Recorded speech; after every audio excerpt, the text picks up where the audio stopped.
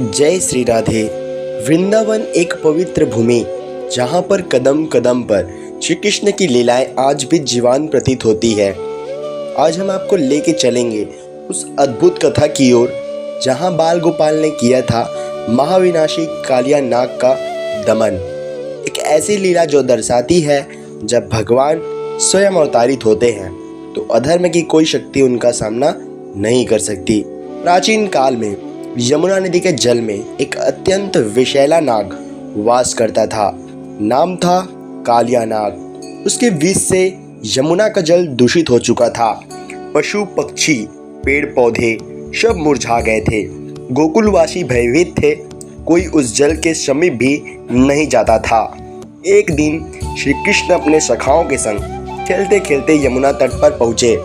उन्होंने देखा जल मंथर है परंतु उसमें जीवन नहीं है। कृष्ण ने निर्णय लिया, अब समय आ गया है अधर्म का अंत करने का। वे कूद पड़े यमुना के उस जल में जिसमें कालिया नाग का वास था।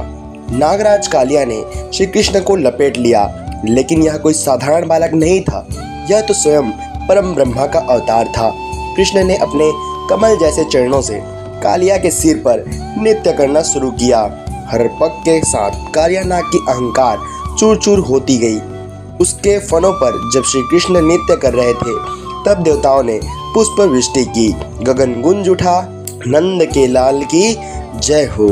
अंत में कालिया नाग ने शरणागत होकर भगवान से क्षमा मांगी। श्री कृष्ण ने उसे क्षमा किया और आदेश दिया, अब तू इस यमुना को छोड़ दे और यहाँ कभी लौटकर ना आना। कालिया नाग अपनी पत्नियों सहित यमुना छोड़कर चला गया। वृंदावन की धरती फिर से हरी भरी हो गई। यमुना का जल फिर से अमृत तुल्य हो गया। आज भी वृंदावन में यमुना तट पर स्थित कालिया दमन घाट इस दिव्य लीला की गवाही देता है। जो कोई श्रद्धा से उस स्थल का दर्शन करता है उसे भय, रोग और संकट से मुक्ति प्राप्त होती है। मिलते हैं अगले वीडियो में। जय हो श्री कृष्ण की, जय वृंदावन धाम की।